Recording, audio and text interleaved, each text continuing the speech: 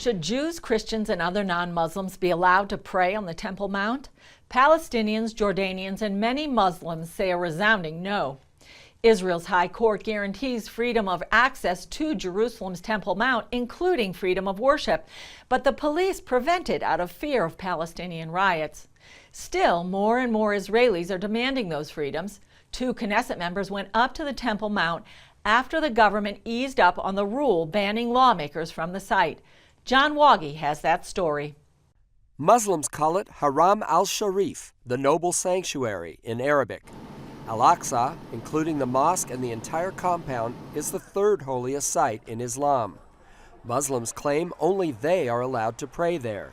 Muslims have to pray, but others, Christians and Jews, they can visit, just visit.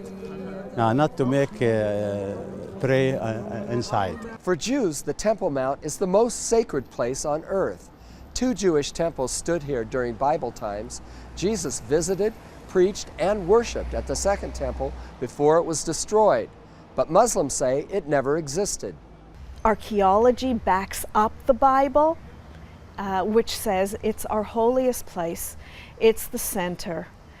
From the beginning of the Jewish people, many think from the beginning of the world, it's the center. For years, rabbis said it was forbidden for Jews even to set foot there, let alone pray on the Temple Mount, because it was too holy. Now religious and non-religious Jews want their rights secured to this most holy place. Linda Olmert is Deputy Director of the Temple Mount Heritage Foundation. Because we want freedom for everybody to pray on the Temple Mount.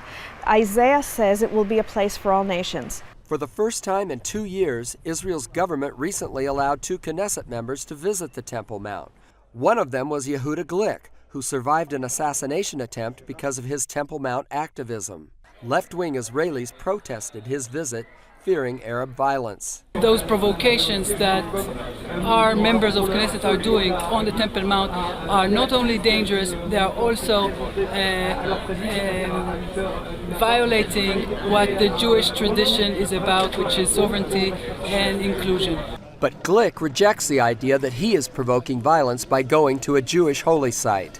I call upon you to cooperate with us, all of those together who want peace in this place, and stop blaming others, and stop calling and saying, look, because you go to Temple Mount, the terror is because of the terrorists, and it's because of those inciting it. And we are not giving the terrorists any presence. Since the 1967 Six-Day War, Jordan has kept religious control over the Temple Mount.